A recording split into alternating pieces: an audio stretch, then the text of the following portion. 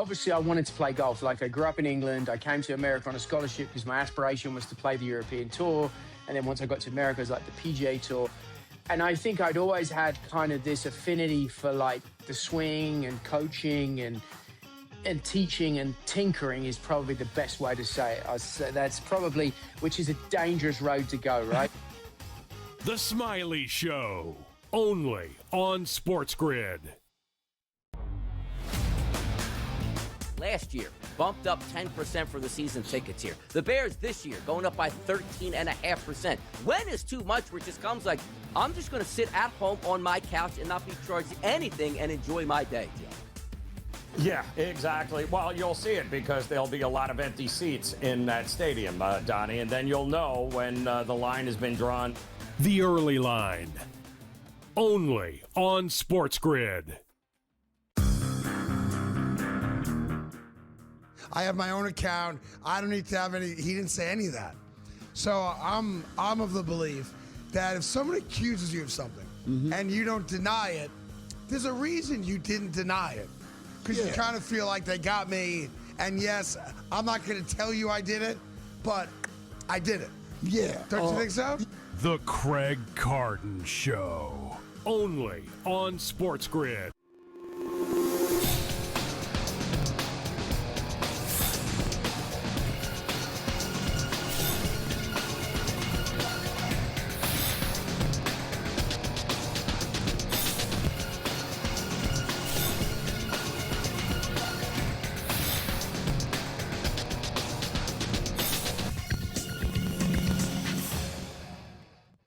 Welcome to NewsWire here on SportsGrid. I'm Craig Mish. Happy Monday to all of you out there. Get ready for an action-packed show where we cover it all for you here on the program, including arguably the most memorable hockey match, 80 maybe? Or maybe even in the history of the Olympic Games, with Team USA putting together one of the historic runs of all time. We'll break that down for you. Also, our SportsGrid NFL insider, Adam Kaplan, will be with us here on the show. We'll break down the latest in the National Basketball Association. We have Adam Kaufman here. Prediction markets update and everything happening at spring training in Major League Baseball, in addition to college basketball as well.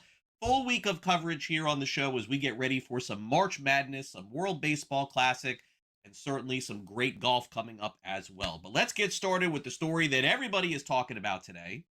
And if you're living somewhere where you're not paying attention, or maybe you got snowed in and didn't see it, I can't help you, because this was arguably one of the greatest hockey matches of all time, and it just happened to be in the Olympic Games. United States defeats Canada. They take home the gold medal. Closing ceremonies were just awesome yesterday. USA plus 210 going into the Olympics, and they take the gold. If you saw it yesterday, it was Jack Hughes, who goes down all time in the history of the Olympics, is arguably one of the biggest goals of all time in USA hockey, Olympic hockey, international hockey as well. And so naturally, it's the first gold medal since 1980. That's a really long time. Yes, I was alive for that, but don't really remember that too well. Let's check in on NBC's final goal call with the championship yesterday. Punch up behind the net. And it's Werenski. Now Jack Hughes puts it around McCarr. United States with numbers. Back across it comes. Jack Hughes wins it. The golden goal for the United States. For the first time since the 1980 miracle, the United States takes the gold. Jack Hughes beating Jordan Bennington.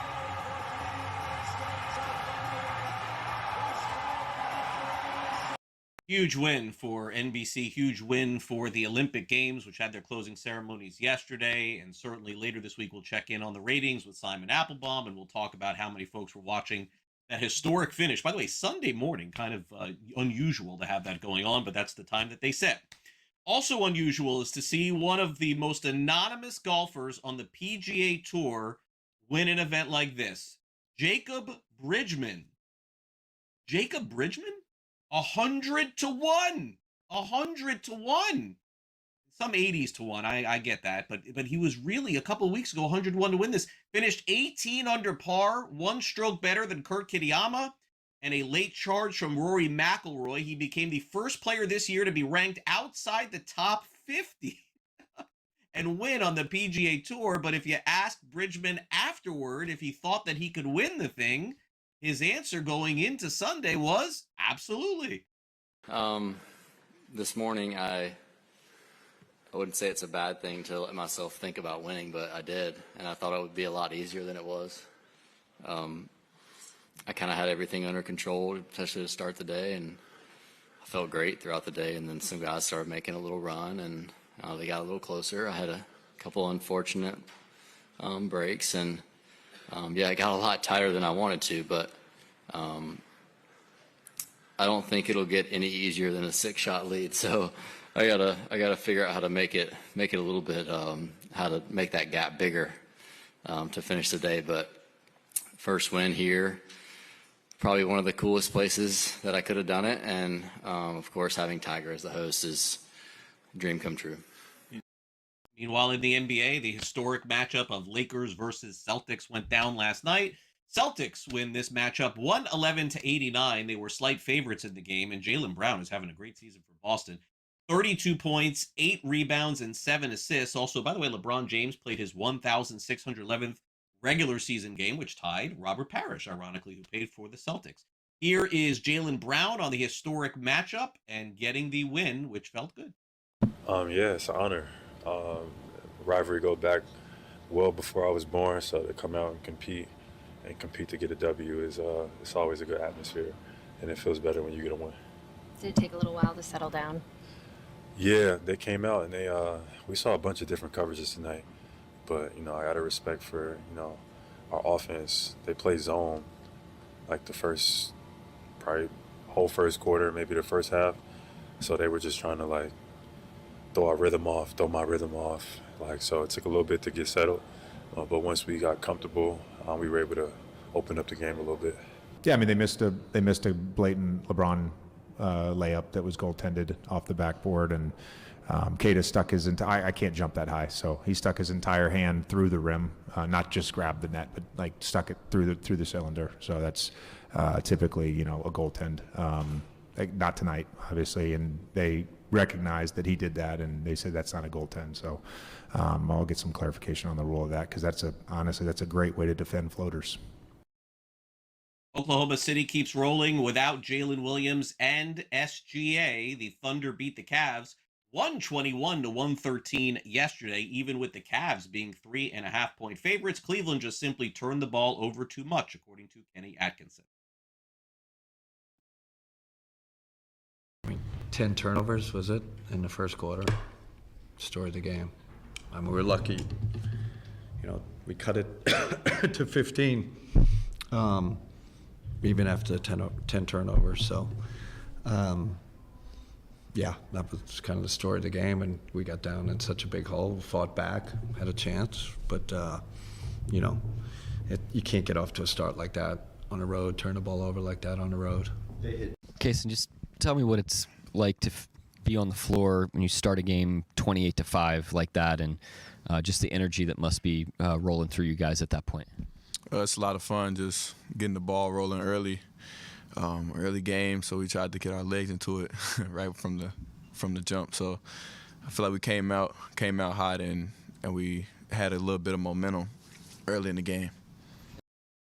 Warriors beat the Nuggets 128-117. Steph Curry didn't play in this one, and this despite Nikola Jokic's 35 points, 20 rebounds, and 12 assists. Steve Kerr with a big win, saying that he needed this one. Third quarter they took it to us, but we felt good about our chance to make another run in the fourth. This was their third game in basically 3.5 days with the 12:30 start. 3 different cities, brutal schedule, and coming out of the All-Star break. So our whole game plan going in was just, keep the pressure on them, try to wear them down, keep running. And I think that was definitely a factor. We were rested and they were not, but we'll take it. We've been on the other end of that too. And we gave them confidence early. Their energy surpassed ours. They played harder. And then to your point, we had to work so hard to get back into it. They had more energy than we did at the end of the game. That's the bottom line. So your approach to these games has to be different. Wasn't good enough tonight.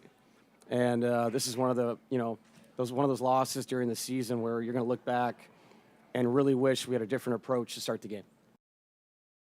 76ers beat the Timberwolves 135-108. Minnesota 9.5-point favorites, but the 76ers shot hot from three-point range. They knocked down 21 of those. All right, let's get to the Grapefruit League and Cactus League. We had full action. I was at the ballpark yesterday watching the Marlins and Nationals. For those of you in the cold, I'm sorry. In Florida, it's a little bit nicer, a little bit cooler, warmer, excuse me. All right, let's get to some injuries. Joe Ryan of the Minnesota Twins has lower back inflammation. He's getting an MRI. We'll see how that works out because they already lost Pablo Lopez for the season. The Chicago Cubs, according to the New York Post this morning, signed Michael Conforto, outfielder, and also Rhys Hoskins yesterday agreed to a deal with the Cleveland Guardians. They'll play spring training games the remainder of this week, and then several of the players will be leaving at the end of the week to go to their World Baseball Classic sites because those games, folks, begin next weekend. We'll take a quick time out. We'll be back with more on this edition of NewsWire here on SportsGrid on this Monday.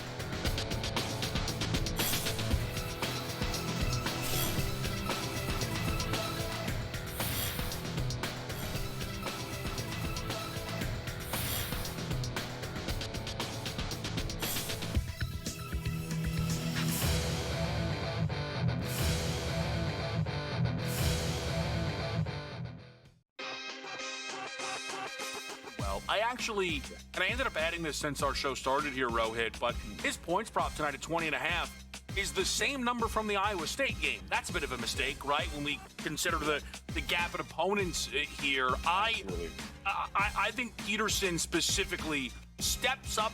He needs to. I think he kind of owes this team a great performance. Game time decisions. Only on SportsGrid. Obviously, I wanted to play golf. Like, I grew up in England. I came to America on a scholarship because my aspiration was to play the European Tour. And then once I got to America, it was like the PGA Tour. And I think I'd always had kind of this affinity for, like, the swing and coaching and teaching and tinkering is probably the best way to say it. That's probably, which is a dangerous road to go, right? The Smiley Show. Only on SportsGrid. Last year, bumped up 10% for the season tickets here. The Bears this year going up by 13.5%. When is too much where it just comes like, I'm just going to sit at home on my couch and not be charged anything and enjoy my day. Yeah, exactly. Well, you'll see it because there'll be a lot of empty seats in that stadium, Donnie, and then you'll know when the line has been drawn. The early line.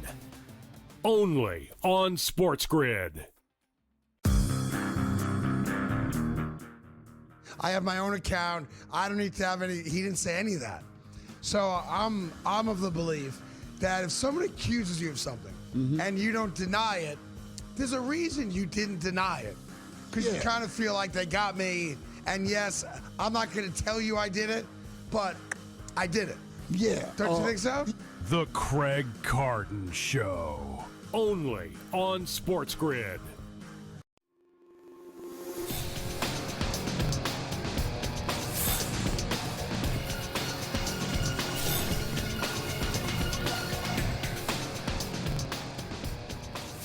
Welcome back to NewsWire here on SportsGrid. I'm Craig Mish. Great to be back with you here on this Monday edition of the show. We got Adam Kaufman coming up here on the program. Let's go back real quick to the NBA because I do want to ask Adam about this. What a big upset yesterday in the league. We got the 76ers taking care of the Minnesota Timberwolves. 135-108. They hit 21 three-pointers yesterday, red hot from three-point land. Here's Chris Finch after the game, and we will also hear exactly how this result went down. Tyrese's performance, what made it so amazing in your mind? What were you most pleased with or impressed with? Well, I just thought he was so assertive tonight in a standpoint of he was seeing a lot of similar stuff he's been seeing, and he was just attacking what they were doing immediately instead of, sometimes maybe say, they've switched or they're doubling and analyzing. He just kept trying to make them keep up with his speed, and he just guys did a good job. I thought we were screening really high out on the floor, which gave him a lot more space to play in.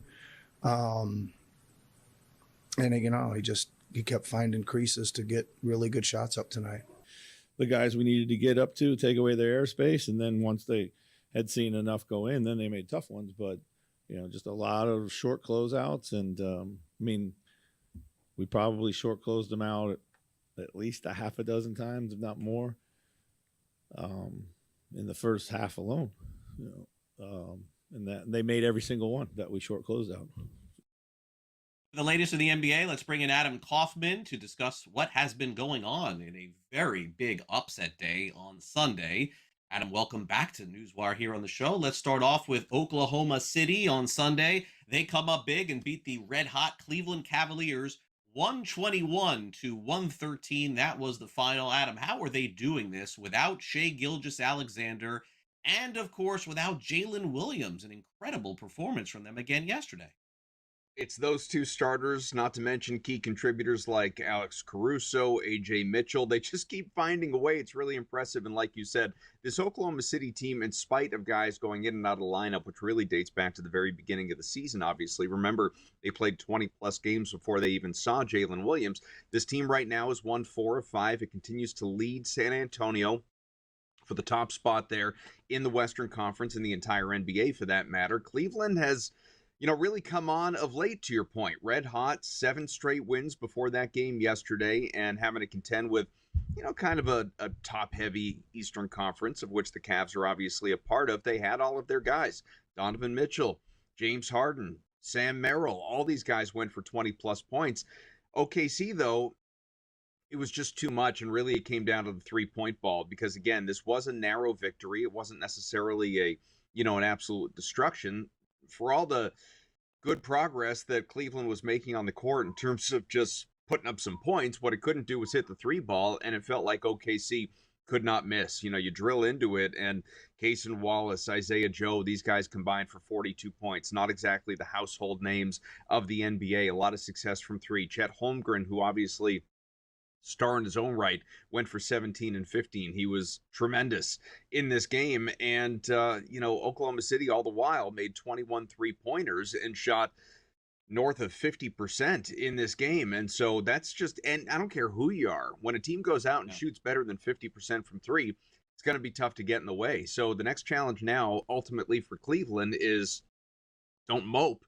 You got to get over it. You got to get over it in a hurry, because you got the Knicks coming up tomorrow, and that's one of those teams among the contending hopeful teams in the East that you got to deal with.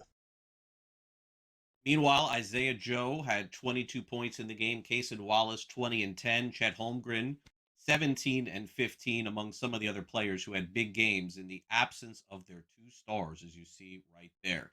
The Celtics, Adam, took care of the Lakers, the game you probably were watching closest yesterday.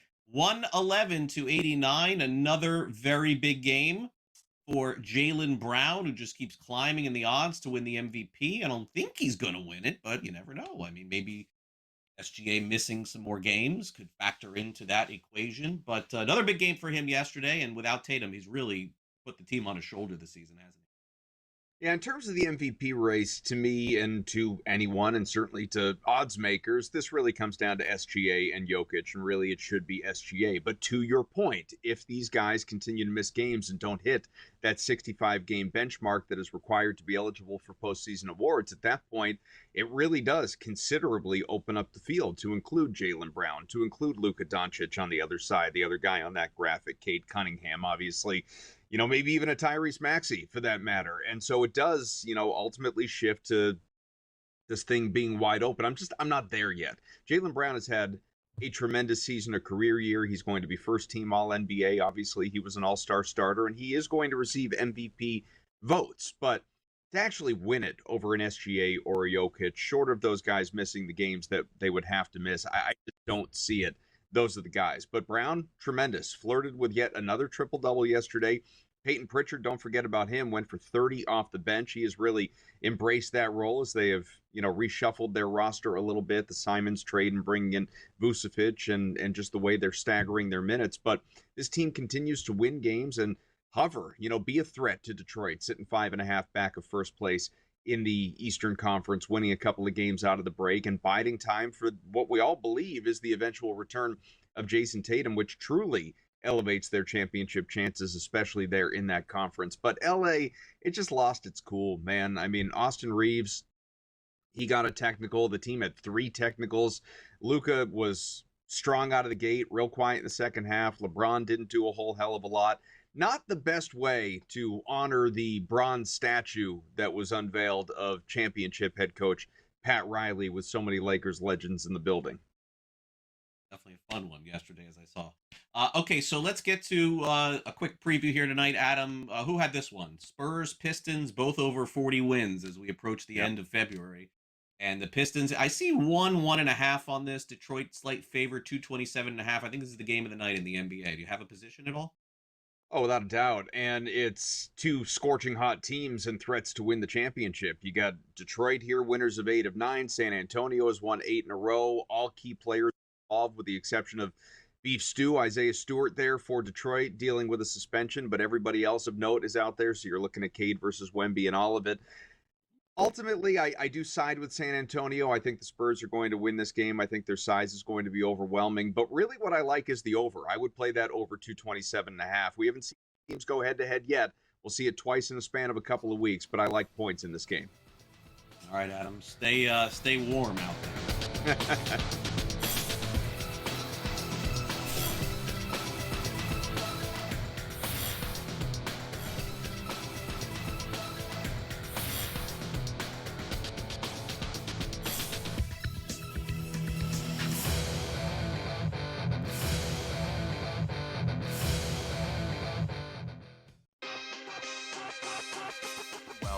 And I ended up adding this since our show started here, Rohit, but his points prop tonight at 20.5 is the same number from the Iowa State game. That's a bit of a mistake, right? When we consider the gap in opponents here. I think Peterson specifically steps up. He needs to. I think he kind of owes this team a great performance. Game time decisions. Only on SportsGrid. Obviously, I wanted to play golf. Like, I grew up in England. I came to America on a scholarship because my aspiration was to play the European Tour. And then once I got to America, it was like the PGA Tour. And I think I'd always had kind of this affinity for, like, the swing and coaching and teaching and tinkering is probably the best way to say it. I'd say that's probably, which is a dangerous road to go, right? The Smiley Show. Only on SportsGrid. Last year, bumped up 10% for the season tickets here. The Bears this year going up by 13.5%. When is too much where it just comes like, I'm just going to sit at home on my couch and not be charged anything and enjoy my day, Joe? Yeah, exactly. Well, you'll see it because there'll be a lot of empty seats in that stadium, Donnie, and then you'll know when the line has been drawn. The early line. Only on SportsGrid. I have my own account. I don't need to have any. He didn't say any of that. So I'm of the belief that if someone accuses you of something and you don't deny it, there's a reason you didn't deny it. Because you kind of feel like they got me. And yes, I'm not going to tell you I did it, but I did it. Yeah. Don't you think so? The Craig Carton Show. Only on SportsGrid.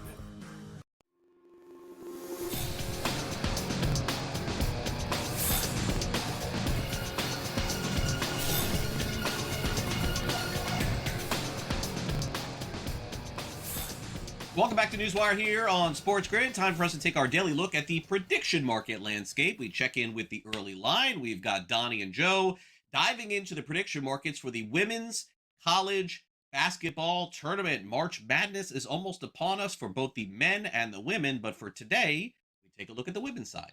Taking out contracts here. What contracts? Took an NHL contracts? Took an NBA contracts? No, the predictive markets, Kalshi and Poly Market. Donnie writes out along with Joe Ranieri. We love to spend some time in these markets to see if there's some things we can take advantage of here. Let's talk women's college basketball and the champion here. Most people expect that to be UConn, Joe, trading in a 68% chance. A $100 investment on the women's college basketball champion being UConn. That pays back $148, but you can get some bonus bargains on some other teams here, Joe. UCLA, 14%. South Carolina and Dawn Staley, 10%. Texas and LSU trading at 9% and 6%. But, Joe, the question always comes back to UConn. Does it make sense to fade UConn? Should you take UConn now or take a couple no contracts after on UConn and try to get paid if they get knocked off? I would not be betting against UConn in any way, shape, or form. There are some things you do and you don't do, and I am not taking a flyer fading UConn in any way, shape, or form here. Gino's been doing this too long. The pipeline is too strong, and they know how to win games when it matters the most. So I think at that price, that's who I would be backing.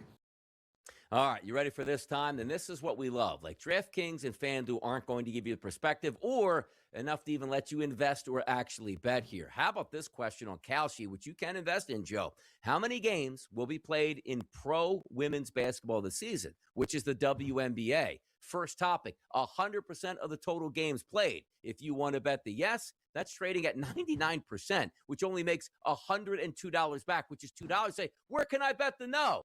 You can't bet the no. We're not giving you any advantages on that here. 90%, which is trading at 34%. 99%, if you want to bet the yes, you still can't bet the no. But here's where it starts to get interesting, Joe. At least 75% of the total games played, trading at 45%. The yes is at 97%. The no is actually at 50%.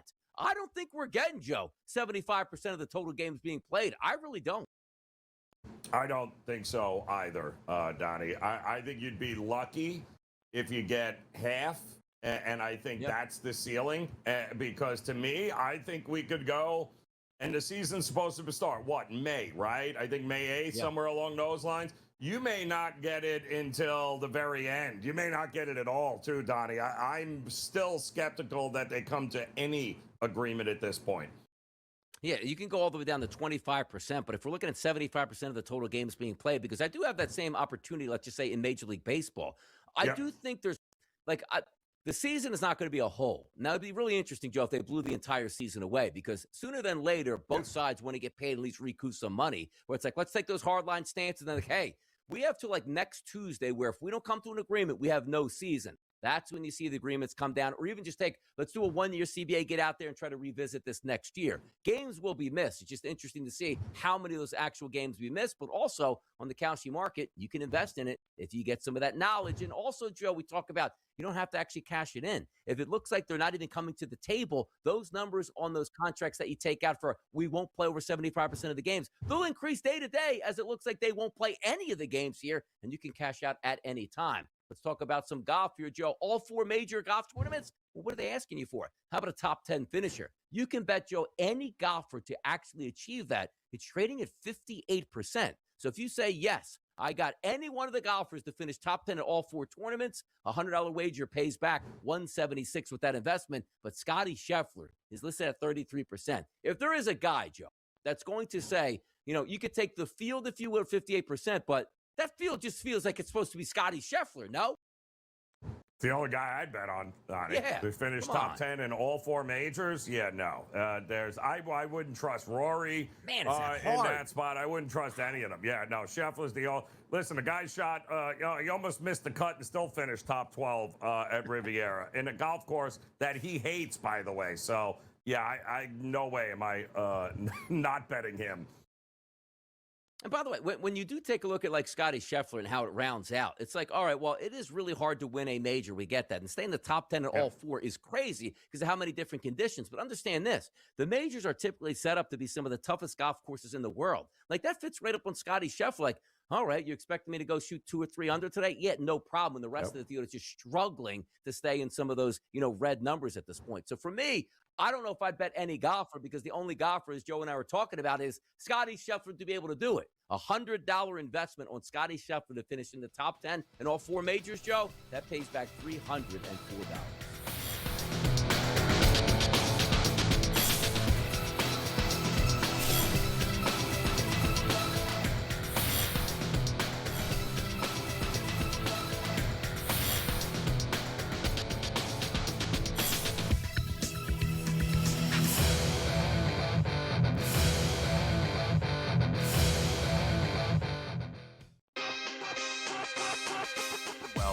And I ended up adding this since our show started here, Rohit, but his points prop tonight at 20.5 is the same number from the Iowa State game. That's a bit of a mistake, right? When we consider the gap in opponents here. I think Peterson specifically steps up.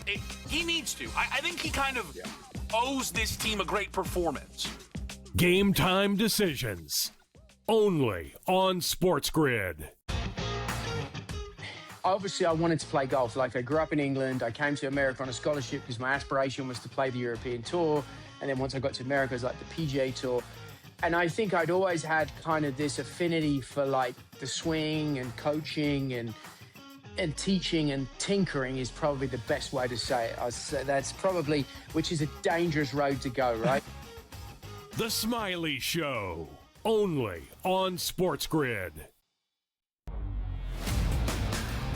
Last year, bumped up 10% for the season tickets here. The Bears this year going up by 13.5%. When is too much where it just comes like, I'm just going to sit at home on my couch and not be charged anything and enjoy my day, Joe? Yeah, exactly. Well, you'll see it because there'll be a lot of empty seats in that stadium, Donnie, and then you'll know when the line has been drawn. The Early Line. Only on SportsGrid. I have my own account. I don't need to have any. He didn't say any of that. So I'm of the belief that if someone accuses you of something and you don't deny it, there's a reason you didn't deny it. Because you kind of feel like they got me. And yes, I'm not going to tell you I did it, but I did it. Yeah. Don't you think so? The Craig Carton Show. Only on SportsGrid.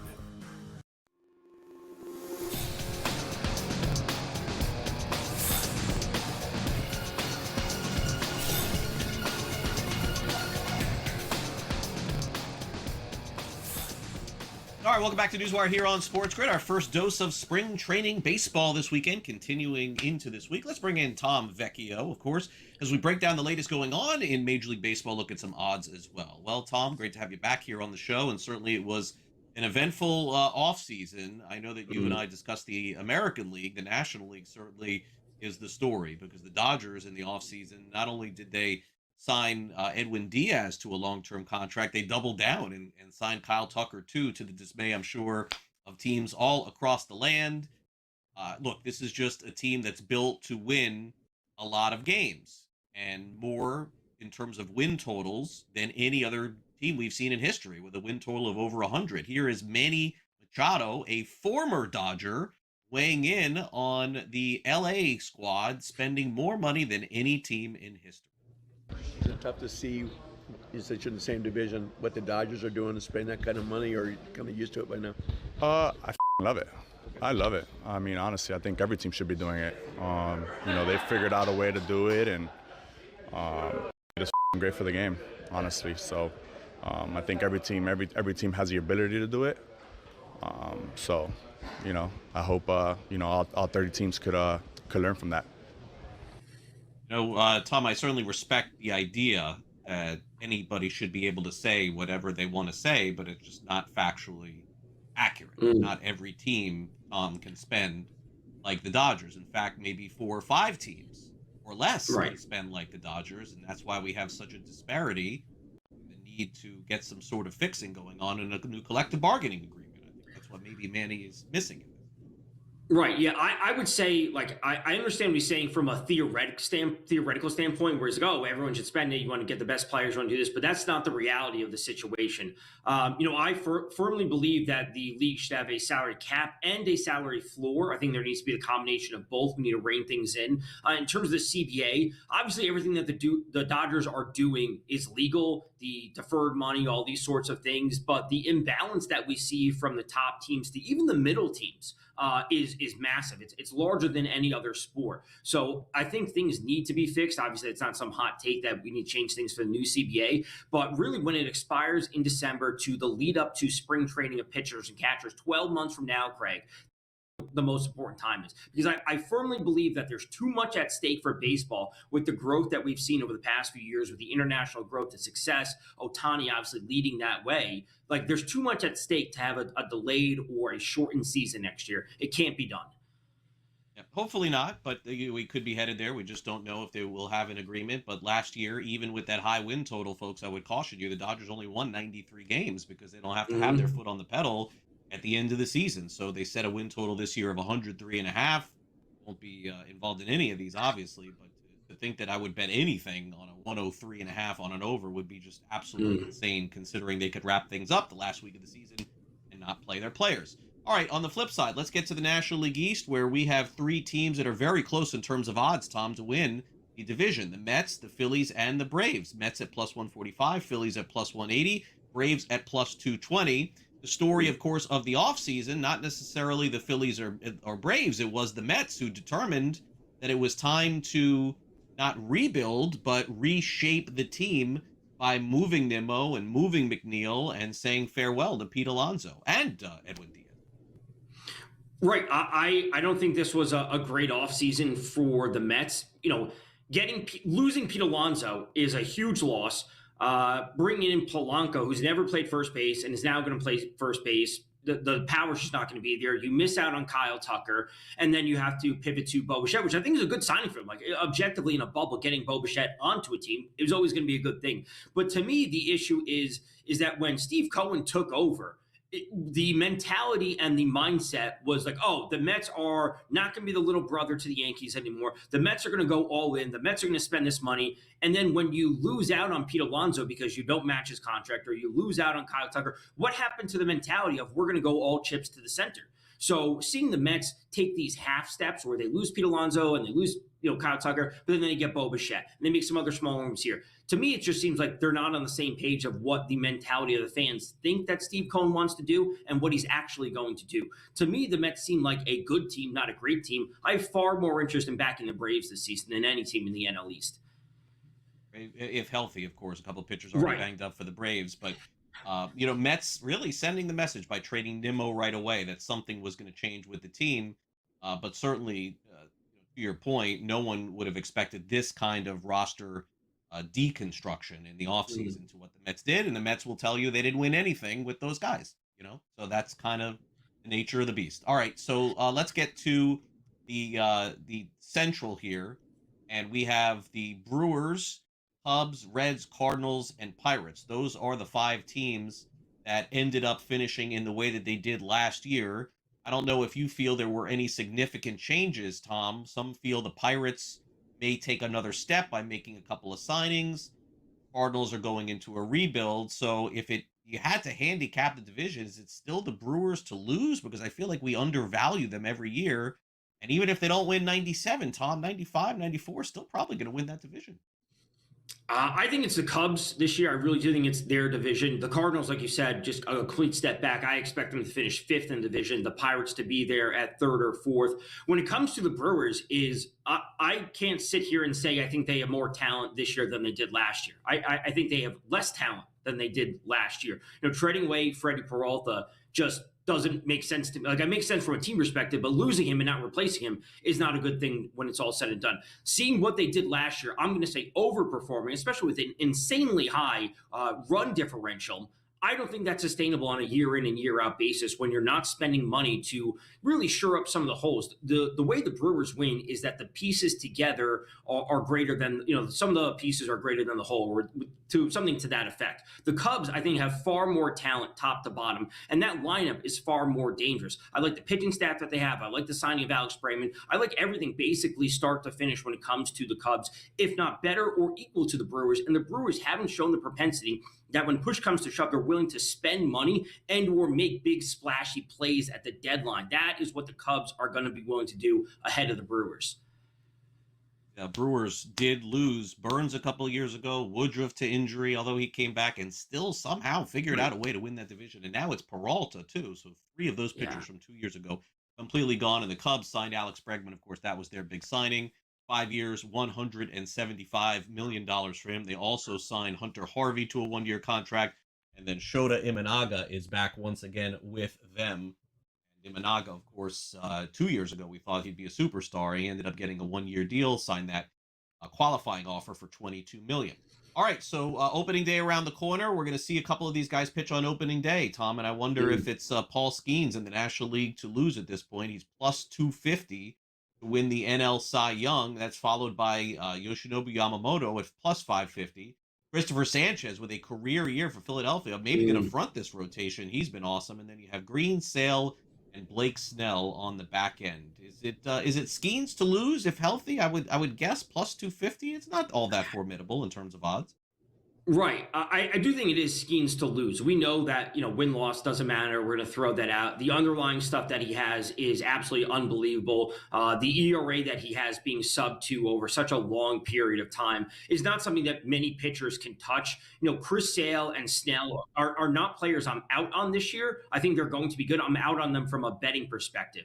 I would have far more interest from a fantasy aspect if we want to get there. But it's going to be Skeens to lose. He has too much talent. I think Sanchez is a very viable second option when it comes to that. And then, frankly, there's going to be some option that's a little bit further down that takes a jump into that top tier, and it's going to push Sale and Snell out. I don't know who that's going to be yet. Obviously, with Donnie and I doing the Pro Baseball Today every Sunday, we will get into all the award markets, and it will certainly be talked about there.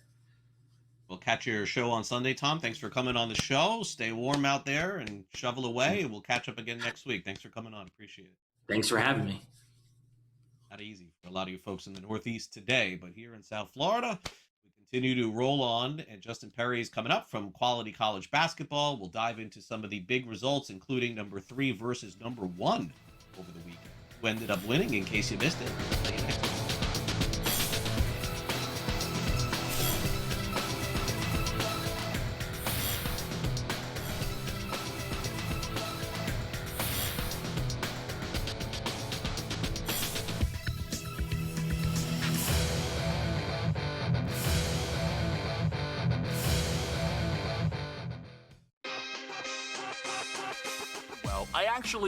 And I ended up adding this since our show started here, Rohit, but his points prop tonight at 20.5 is the same number from the Iowa State game. That's a bit of a mistake, right? When we consider the gap in opponents here. I think Peterson specifically steps up.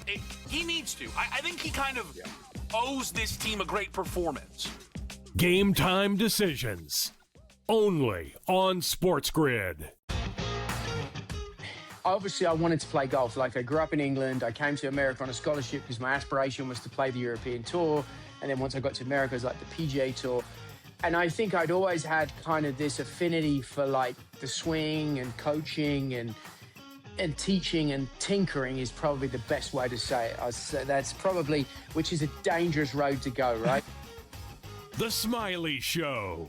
Only on SportsGrid.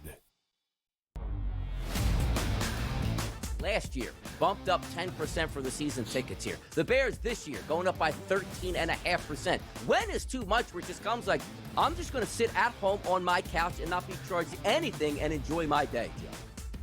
Yeah, exactly. Well, you'll see it because there'll be a lot of empty seats in that stadium, Donnie, and then you'll know when the line has been drawn. The early line.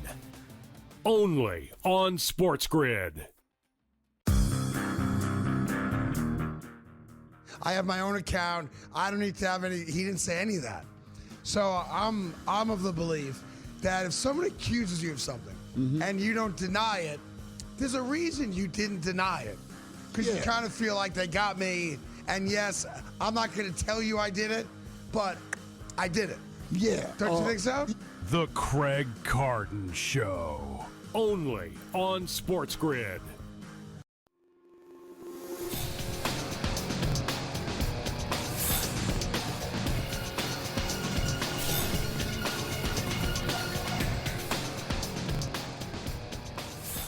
Welcome back to NewsWire here on SportsGrid. Always great to catch up with Justin Perry from Quality College Basketball as we dive into the very latest on the hardwood. Justin, thanks for coming on NewsWire. It's always really appreciated. All right, so, it's interesting. A month ago, even Charles Barkley himself was like, this is Arizona's season to lose.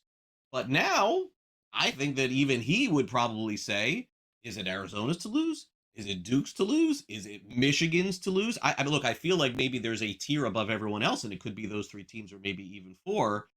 But when you look at it, Duke beating Michigan, I think opens the question as to who the number 1 overall seed in the upcoming NCAA tournament will be. And furthermore, can anybody beat anybody when it gets to the Final Four? Look, first of all, thank you for having on the show again. Always a pleasure to come and talk some college hoops. I do think that Duke has to be your de facto number one team now. We had that as a very nice win for the Duke Blue Devils, expected to get that victory over Michigan this weekend. And I think you have to give them some credit for it, a neutral court win. This is a Michigan team that is hard to defeat. And if Duke can go in there and sort of work their way around some of that guard play, the bigs inside, I do think you have to give them now the tip of the hat as the top team in college basketball until proven otherwise. It's definitely going to be tough. Of course, no Final Four run is ever promised, but this is the team right now that leads our standings in terms of taking the best shots in college basketball and also is hitting them. So definitely one of the most formidable forces right now. Beating Florida and Michigan and Michigan State. I mean, the resume is just off the charts. You make a really good point. De facto, I think that's fair. But any losses, of course, coming up in the ACC tournament or even before could certainly change that equation. All right, so Arizona fell to number 4. They lost a couple of games, but now they get a big one back by beating number 2 Houston, 73-68. So there you go, another de facto switch probably coming here later today. And when the top 25 rankings come out, look, Arizona is just as good as any of these teams, but they're all just sort of switching spots, aren't they? Yeah, it's a lot of back and forth right now. Arizona is definitely one of these contending teams, only a couple points off of the efficiency that we see Duke running with right now. And of course, Houston always going to be one of these perennial contenders with how they run that defense and the talent they always seem to bring in. Their shot selection a little bit different. They don't really rely on the three, maybe as much as all the other teams in college basketball seem to nowadays. But yeah, it's definitely a little bit quick just to judge all these teams off one game. It is almost March, but one game in February. There's still so much more to see. I think we need to watch these conference tournaments, see sort of how they're battling it out, and then honestly check out the path that they have to the Final Four to really evaluate the odds of them doing it. Look, Houston is a little bit further down our list this year, but I still really like what Arizona's doing. I think, the injuries may be starting to pile up. You got to be healthy. It's a big part of this game. So we'll see how they look come 2-3 weeks from now. I mean, Selection Sunday right around the corner. So we'll see what that pathway looks like and then try to evaluate if they really have a good chance to make it to Indianapolis.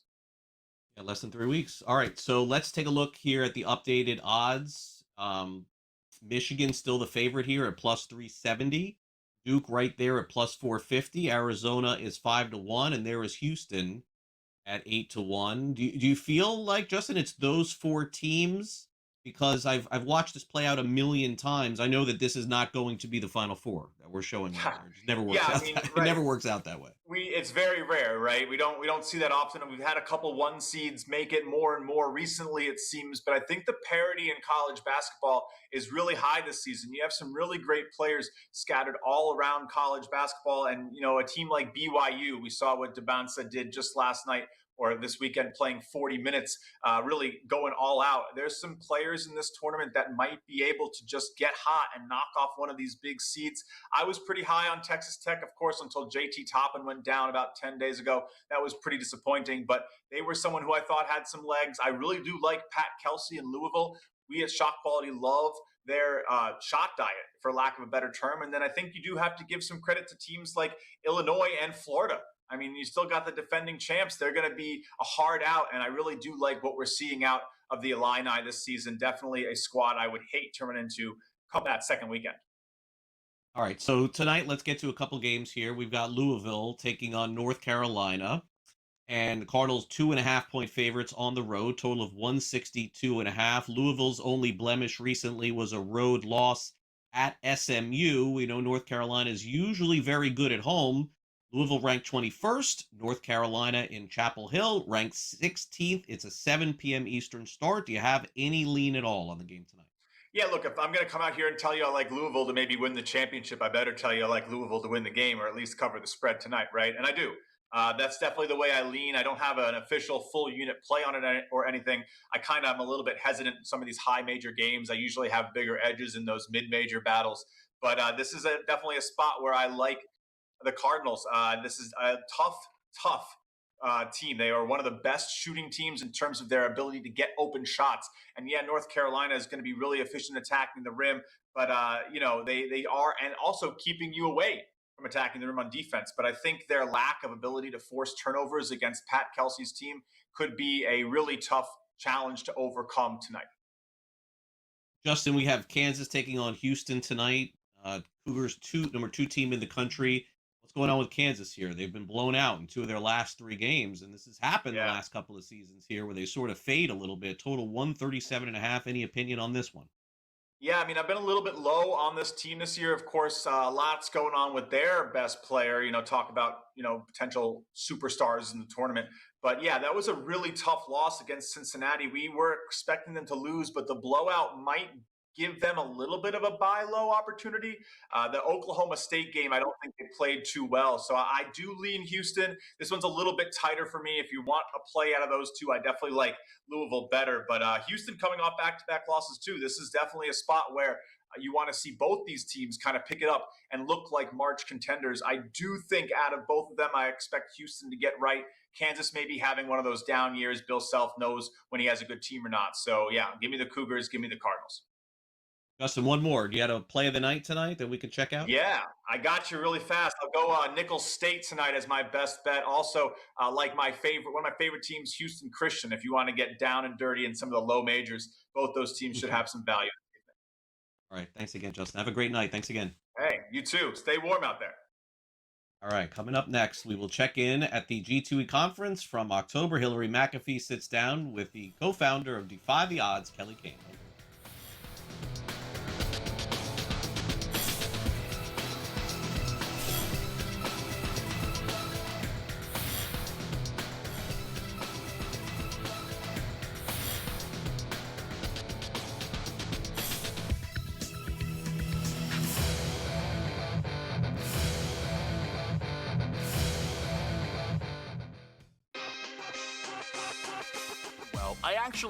And I ended up adding this since our show started here, Rohit, but his points prop tonight at 20.5 is the same number from the Iowa State game. That's a bit of a mistake, right? When we consider the gap in opponents here. I think Peterson specifically steps up.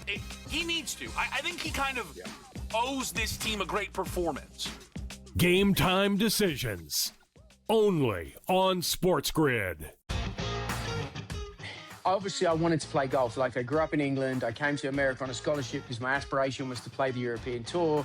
And then once I got to America, it was like the PGA Tour. And I think I'd always had kind of this affinity for like the swing and coaching and teaching and tinkering is probably the best way to say it. I'd say that's probably, which is a dangerous road to go, right? The Smiley Show, only on SportsGrid. Last year, bumped up 10% for the season tickets here. The Bears this year going up by 13.5%. When is too much where it just comes like, I'm just going to sit at home on my couch and not be charged anything and enjoy my day, Joe? Yeah, exactly. Well, you'll see it because there'll be a lot of empty seats in that stadium, Donnie, and then you'll know when the line has been drawn. The Early Line, only on SportsGrid. I have my own account. I don't need to have any. He didn't say any of that. So I'm of the belief that if someone accuses you of something and you don't deny it, there's a reason you didn't deny it. Because you kind of feel like they got me. And yes, I'm not going to tell you I did it, but I did it. Yeah. Don't you think so? The Craig Carton Show, only on SportsGrid.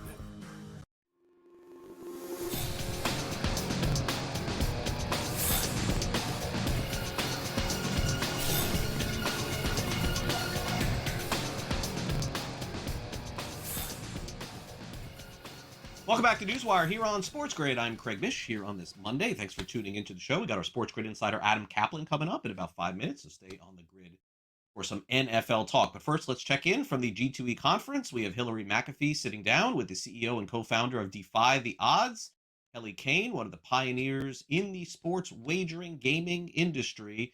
Let's check in on that great interview.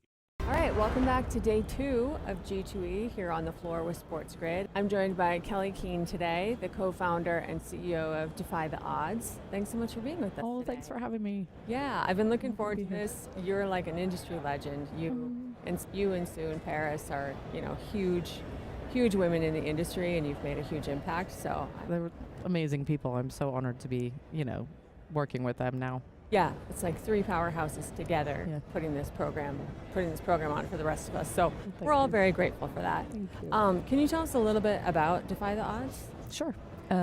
It's a innovation startup launchpad working with early stage founders. Mission overall is to remove some of the barriers that exist in gaming for the very early stages. It takes a long time. It takes a long time to start generating revenue, and some of those barriers need to be taken down a bit. So we work with that. We have a community of startups that we run. It's online and live. Lots of resources, lots of network connections, lots of learning in the community. We just launched that fully last month. And then we're doing a little bit to bring some new money into the space. Family offices, influencers, athletes, that type of thing. What kind of barriers are people facing when they're getting into this space? A lot of it has to do with tech integrations. It takes a long time to get your product integrated. But before that even happens, it takes a long time to meet the right people. A lot of people coming from outside don't know we're all pretty much one phone call away, 2 phone calls away from knowing who the right people are within the space. Understanding how to grow with smaller companies, as your first partners, that type of thing, to find your product market fit, to validate what your idea is before you go to the big behemoths. All those types of learnings take a long time, and we're just trying to accelerate that a bit. How long have you been doing this program? It's a year old. We launched it last year in September. So we're still a startup too. We're still figuring things out, but it's a lot of fun. The ecosystem of startups in this space is really vibrant. Investors and startups in the space, really vibrant. Just really far away from some of the bigger gaming companies, and they need to know what's happening at the cutting edge of innovation. Do you have any success stories over the past year of companies? Listen, we really love working with female founders. There's not a ton in the space, and we thought we'd have a really hard time finding them or developing them. And it seems like there is an appetite from women to come in and own their own business, run it, that sort of thing, which is really great to see. So I take that as a win. That sort of thing is making sure that we build profile around that when people think of the startup ecosystem, it doesn't look one particular way. It looks however you want it to. Anyone has a chance to come in and do it. In terms of startups sort of making it, like I said, we've been doing it a year. It takes a little bit longer than that to do. So I don't have any, success stories that way. So not everybody knows your background in gaming leading up to this, because you have a lot of experience to start a program like this, which is no small feat. Between you and Sue and Paris, you guys have all the resources and all of the experience to pour into this, but can you share a little bit about your experience? Sure. I mean, going way, way back, my first job was in horse racing. I went to school in Kentucky, and everybody gets into horse racing. So that got parlayed into, I met my now husband, and we moved up to Canada. So I worked for a sports book that was there. Just, I guess, a natural progression if you have that sort of gambling knowledge early on. I don't think anyone studies or, sort of dreams of going into it. We all sort of happened into it by mistake. But that was really, really fun, and that's what moved me over to the UK. So I was working for an online sports book back then. When I had my first child back in 2015, I really decided that leveling a playing field, serving women in leadership was my North Star, was my calling. I continued to do that. So I started a nonprofit called All In Diversity Project with my co-founder, Tina Thakor-Rankin. That's still an organization that's running and thriving.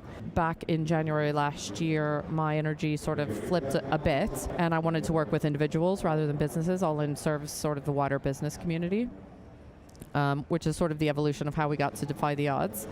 And in the meantime, I've done a bit of work with some events companies. I was working with SBC. I'd really built a really great network through them. And I worked for a VC that was investing specifically in iGaming that was based in Europe. And I'd say probably next for us is really look at bringing outside money in, de-risking gaming for people who are investing in tech in other areas. So they understand it is highly regulated, it is safe, this is how we make money. This is the growth rate that they can expect. Well, I just learned a lot just from that. So that's, you got one person. Thank you. Well, Kelly, thank you so much for your time today. It was my pleasure. Thank you.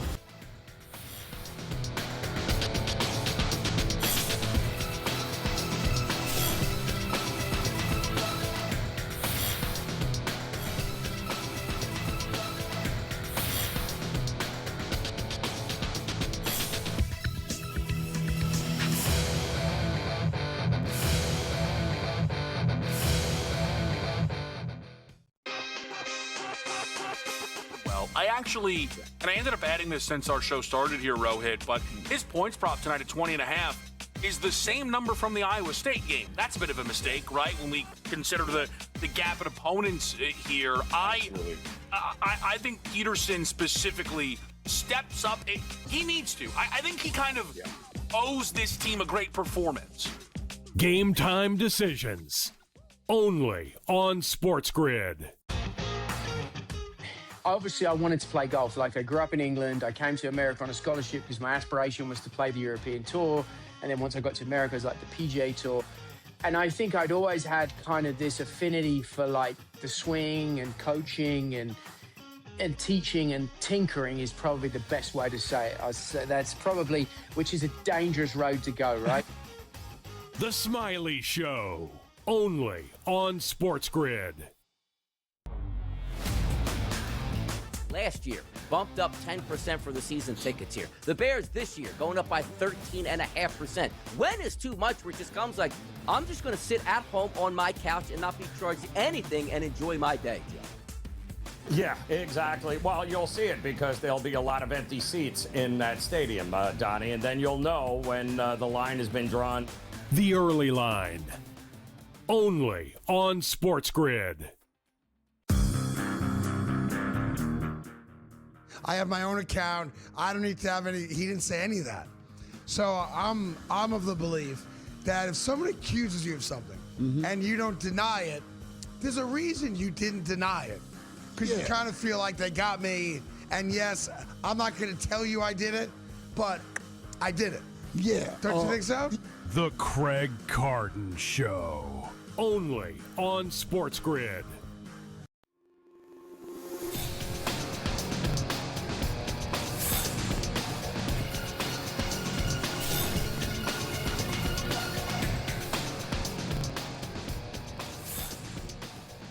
Welcome back to NewsWire here on SportsGrid. Joining us next, our SportsGrid NFL insider.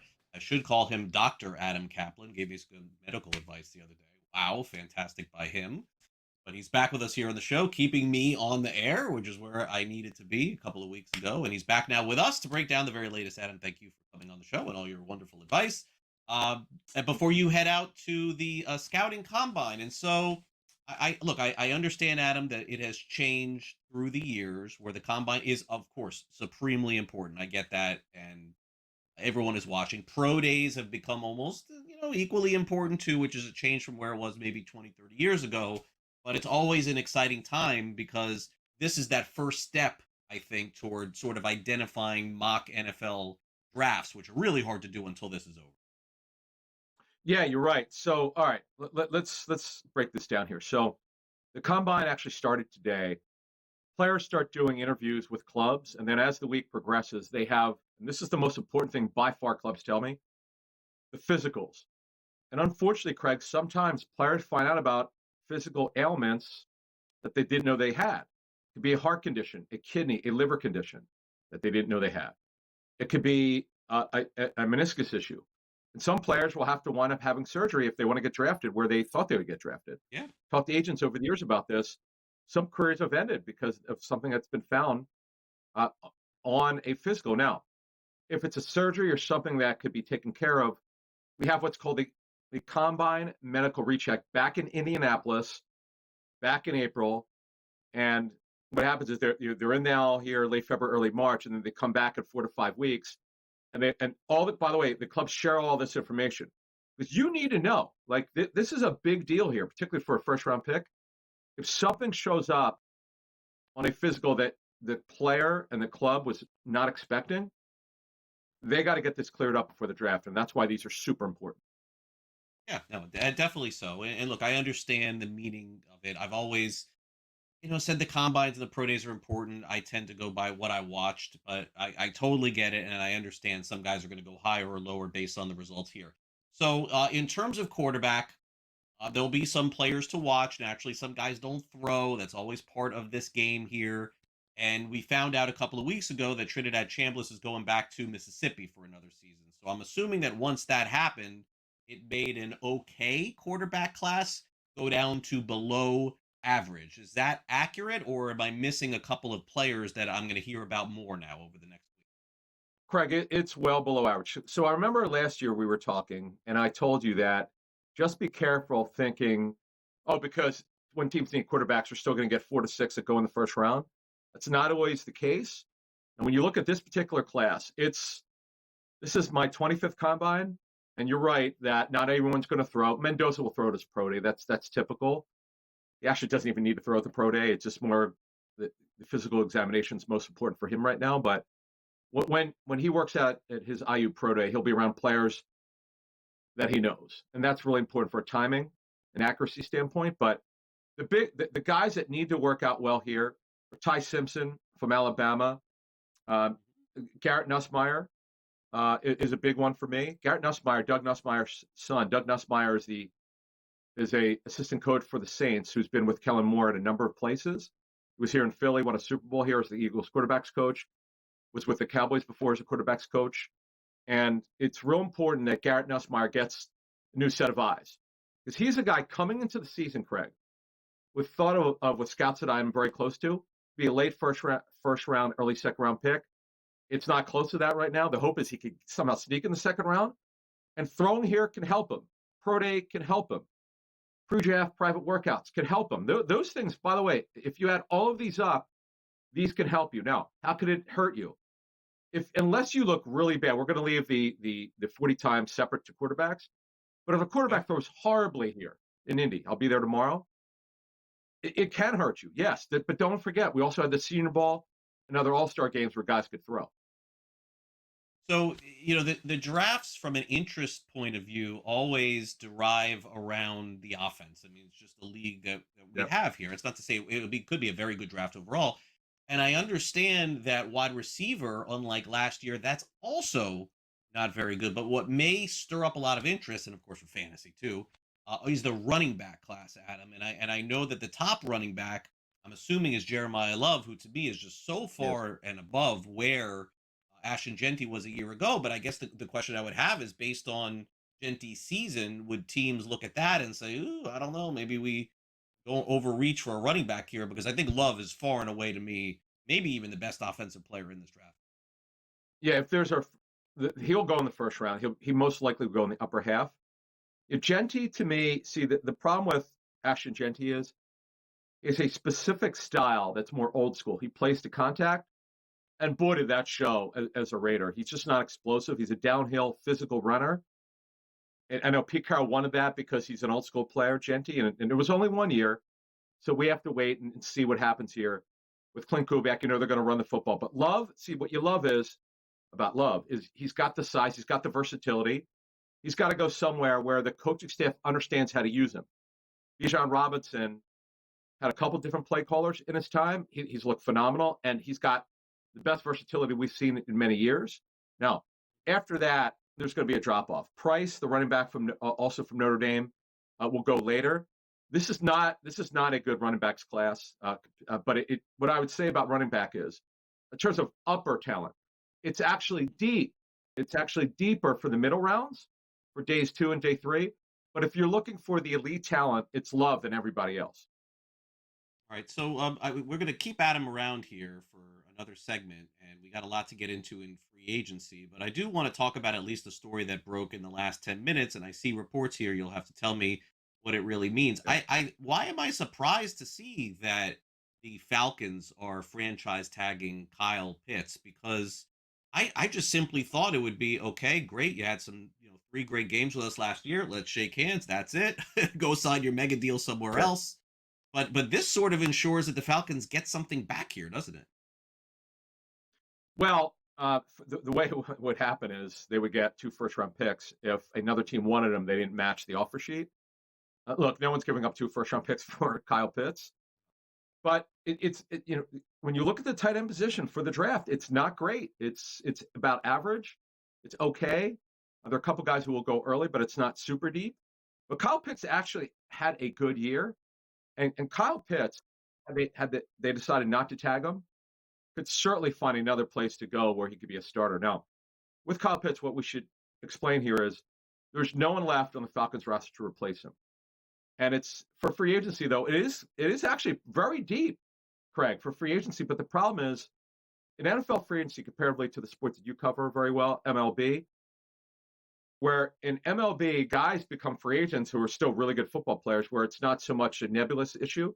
In the NFL, it's injury history, it's age, it's underproduction, it's off the field. Like there are a lot of things with Kyle Pitts, great person from the Philly area, been fairly productive, but it's not been anywhere close to what Terry Fontenot, the former general manager, thought when he drafted him. Now, Pitts had significant knee problems earlier in his career. He's been healthy last season.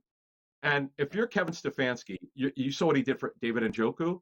He became a very good football player, very good tight end for the Browns. So, yeah, Kevin Stefanski in that group, they're obviously going to want to keep him for now. There's no doubt that they need him.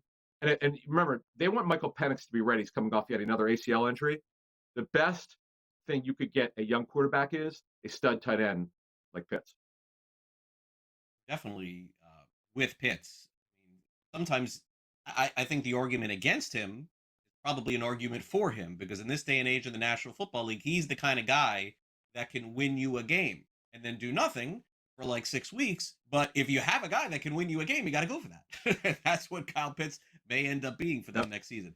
All right, we'll take a quick timeout. We'll dive into free agency. Also, the biggest news, of course, last week was all the moves the Miami Dolphins made by parting ways with a few players, too. So we'll dive into that with Adam Kaplan, our SportsGrid NFL insider.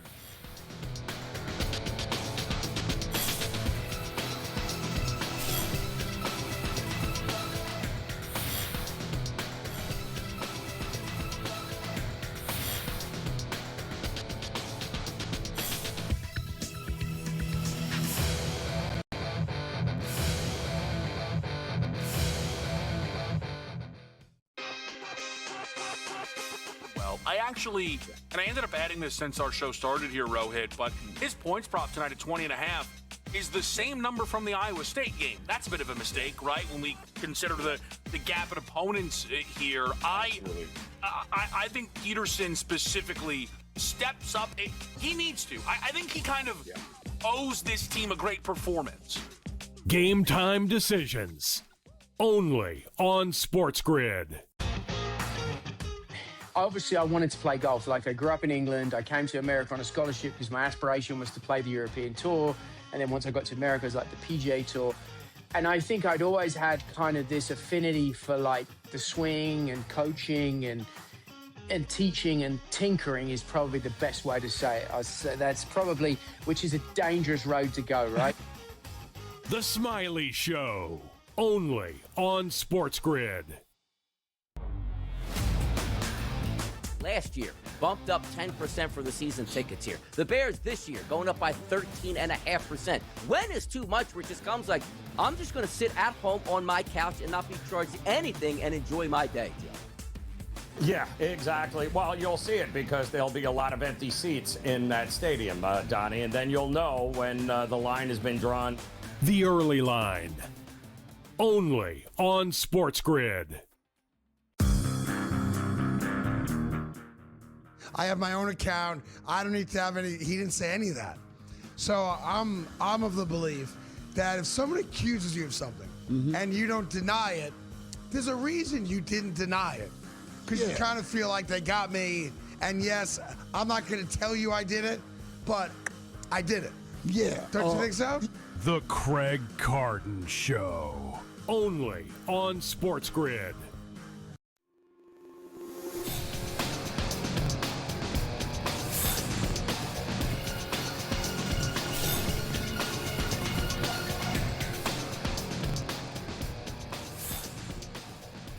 All right, welcome back to NewsWire. Our SportsGrid NFL insider Adam Kaplan is here. It's actually slow time in the NFL, barring this combine that starts tomorrow. It's just there's nothing going on, which is crazy. The NFL usually dominates the news. But so, Adam, last week, or this past week, actually, wow, I've been in Jupiter quite a bit. I was in Jupiter covering the Marlins first day. And the first day, as you know, being in media, that's when all like the media comes, right? They may not come for all spring training, but they show up for the first day. So we do all our interviews and everything's going on. And then all of a sudden, I see like some of the media like leaving, like right after the interview. I'm like, what's going on? They're like, oh, we got to do a live hit. Tyreek Hill was cut. I'm like, oh my gosh, this is the day that the Dolphins decide to do all this stuff by cutting him and cutting Chubb. So the Dolphins are one of those teams, I guess, this early on in the offseason that hit the button, right? Like they sent the clear signal to the fans, to the team, not even attempting trades here with these players. We are going into a rebuild. Now, in the NFL, you can't do this for more than 2 years, I don't think, anymore. That's just not allowed. It used to be 4 or 5 years it's done. It's like 1 or 2. Did you get that clear signal too? I don't see any way around it. Miami is going to open up with a win total of 5 or 6 going into next season, I think. What do you Yeah, they're one of the Dolphins, and also we'll talk about Tua in a second. They're one of 8 teams that doesn't know who their starting quarterback's going to be going forward. So what they're doing is, and you were alluding to it, they're resetting the roster. So you have a brand new general manager, new head coach, new coaching staff overall. They have a bad quarterback situation. They had some older players. Tyreek Hill is not coming back with over $30 million in cash. It's about cash commitments. Bradley Chubb, he was actually healthy last season, but he's had a major injury history. Really good guy, around 30 years old. He'll find a home. He's an edge rusher, good football player. They're just kind of resetting because when you walk into a roster that you didn't draft and you got older players who are on the downside of their careers, you just move on. You save the ownership cash. You'll deal with whatever cap hit there is. But the big one now is Tua Tagovailoa, the quarterback, and it's going to be hard, man. $54 million fully guaranteed. They're going to have to eat if they're able to trade him, as my understanding is from talking to clubs. The feeling around the league is they're going to have to eat a significant amount of cash. They're going to have to take just to move him. And if you're this front office and coaching staff of the Dolphins, it's going to take you a while because the way the clubs, Craig, when they evaluate other rosters, they go, okay, show me how many franchise type players the Dolphins have. Achane is a terrific running back. He's close to being one. Waddle he's a very good football player. Offensive line, very shaky. One of the reasons why Chris Greer got fired, never truly developed the offensive line like he should have. Defensively, not enough blue chip players. So you're right where you're going here. They're a ways away from being a competitive football team.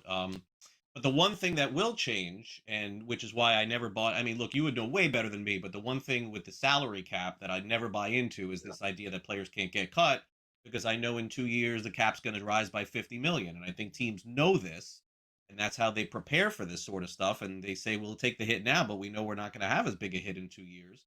What is the estimation as to what the cap will look like next season? And then I want to dive into, if you wouldn't mind, a couple of free agents that you think could be the first to sign when this thing opens up. Yeah, clubs, as I understand, are projecting to have an increase of $23 to $25 million per team. And that's been the norm in recent years. Now, just understand something. I just want people to understand this.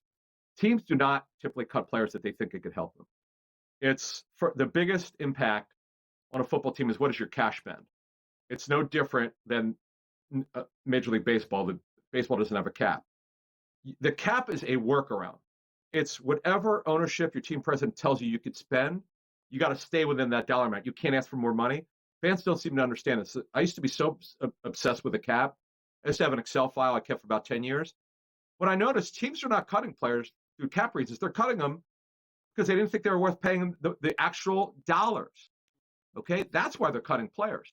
Tyreek Hill, the Dolphins owed him around 32 or 33 million. They weren't going to pay him that coming off of such a major injury.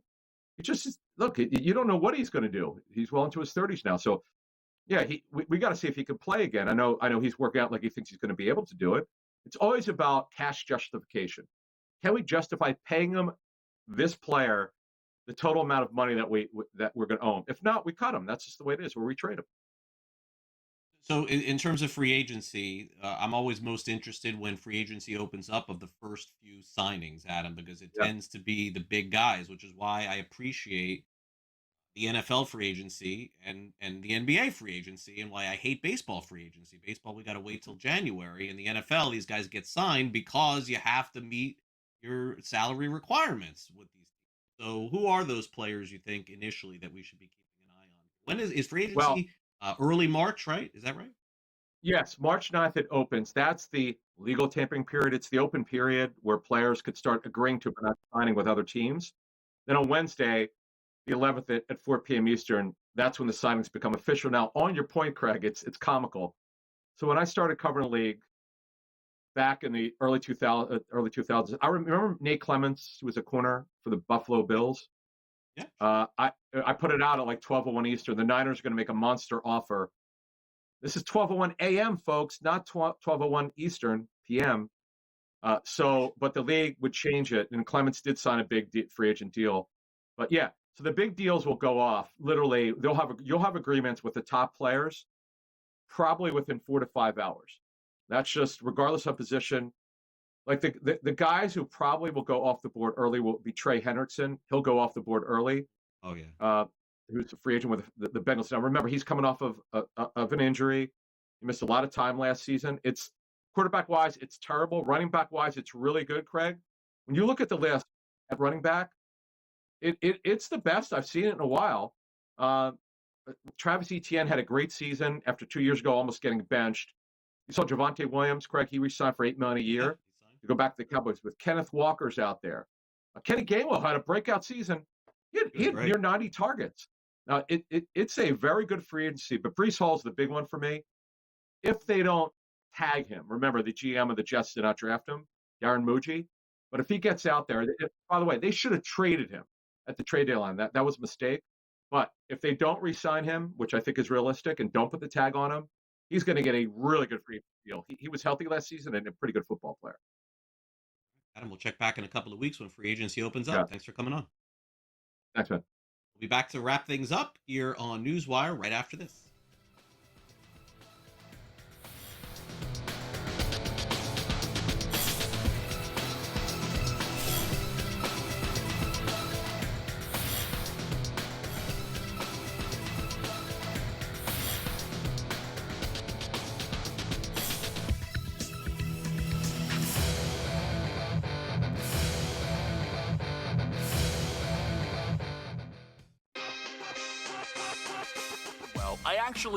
I ended up adding this since our show started here, Rohit, but his points prop tonight at 20.5 is the same number from the Iowa State game. That's a bit of a mistake, right? When we consider the gap in opponents here. I think Peterson specifically steps up.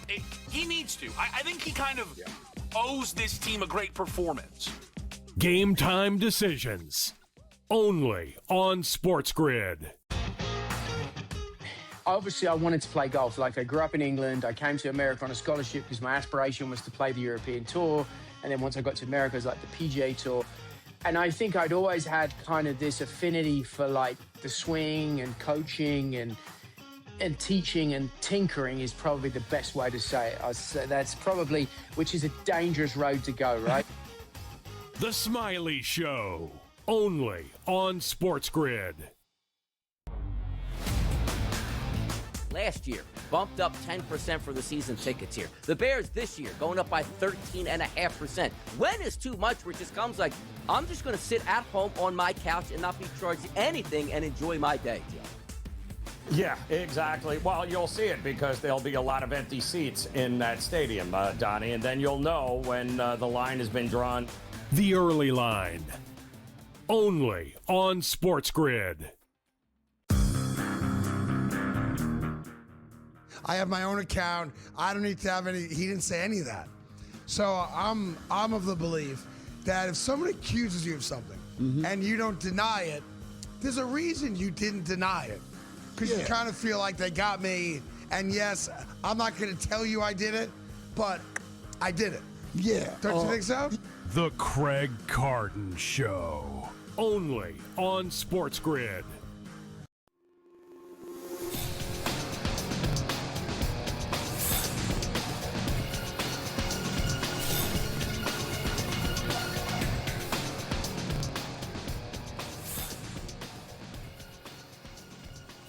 Welcome back to NewsWire here on SportsGrid. I'm Craig Mish. Naturally, a lot of you who live in the Northeast going through some serious blizzards and snow. For those of you who are watching across the country, you may want to pay attention to that.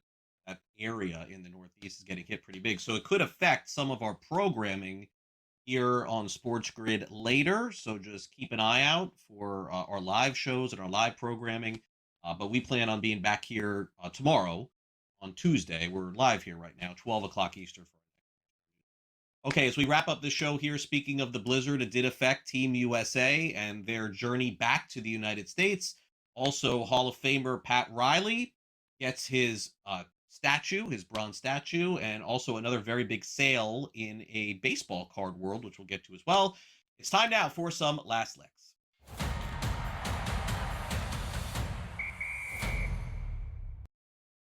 It is still the big story in sports. It's Team USA capturing the gold medal on the ice yesterday, and Jack Hughes' goal, the golden goal, one of the all-time goals. And by the way, the Winter Olympics, I think, is probably going to do the best ratings that they've done in, I'm going to guess, 20, 30 years based on the result there. But here is the rub with what happened to Team USA. So when they left yesterday overseas to come back to the United States, their plan was initially to go back to their hub in New York City and then basically fly back out to wherever they were going to go. That plan has been derailed and changed. In fact, Team USA is currently getting ready to arrive here in my area in South Florida. In fact, they will hold a, not a parade, but they were going to be on like a double-decker bus or something like that, driving around all of South Florida. And then they'll go on to party throughout the night. What a great spot they have picked here in Miami to come, where the weather here is about 60 degrees, not 20, not 30, no snow. So Team USA probably ended up getting the better of this deal, not actually having to go into a blizzard and several feet of snow that's going on in the Northeast, especially in Massachusetts. And of course, New York and New Jersey. In particular, Massachusetts just getting pummeled by snow today. All right, snow is not the case. It's show. That is in Showtime. Remember Pat Riley? Yeah, you remember him, that guy? 4 NBA titles, 7 appearances in 9 years.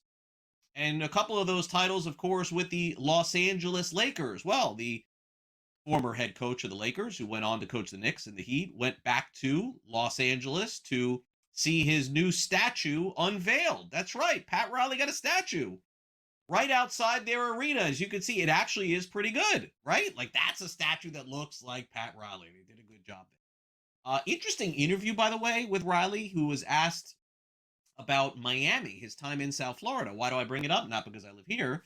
It's because Riley was very candid with LeBron James now playing for the Lakers. He was asked about LeBron and said, do you have any regrets or anything like that? Because LeBron only won 2 championships in Miami. He spent 4 years and that was it. Riley said, yes, that was one of his big regrets. He thought that when he had LeBron in Miami, they were going to win like 8 championships, 10 championships, 6 championships. But then LeBron went back to Cleveland, ended up winning a championship there. So said he didn't blame him. And it seems like any animosity that he and LeBron had previously is now gone. Congrats to Pat Riley, arguably the greatest coach that I've seen in the NBA the last 30, 40 years. All right, finally, Honus Wagner. Do you know who he is? That goes probably back before your time, my time, and everybody else watching. The Shields family, T206 Honus Wagner, which was discovered in the 3rd season of King of Collectibles on Netflix, sold for a record $5 million over the weekend. That marks a record for any PSA 1, which is the lowest grade you could possibly get. That means the card's in horrendous shape, but still, it's the Honus Wagner card. And the card is now the 3rd most expensive Wagner ever sold at public auction. The T206 Wagner is arguably the staple of all of baseball cards, along with the 1952 Mickey Mantle. Because I'm into baseball cards, I know this sort of stuff, but I've never come close to touching one of these. But $5 million for a PSA 1. Wow, just tells you how rare that is. All right, that'll do it for our show today. Thanks to our great guests here on the program. We had to get through a lot to get the show on the air today, folks. You got no idea. So thanks to Adam Kaufman for his segment here on the show. Thanks to Tom Vecchio, Justin Perry, and Adam Kaplan. And again, for our schedule remaining the rest of the day, and of course the week, weather permitting, for the first time I think ever in the history of SportsGrid, download the SportsGrid app. Just take out your phone and you can scan this QR code that's on your screen right there. It's available for iOS and Android. You can also track your bets in there with the upcoming NCAA tournament. It's a great companion app to all the sports going on right now. All right, thanks to Rob for stepping in today for Luke and helping out, and thanks to Frank. I'm Craig Mish. Enjoy the rest of your day and your night. We'll see you back here tomorrow for our next edition of NewsWire here on SportsGrid at 12 o'clock Eastern. Have a great one, everyone.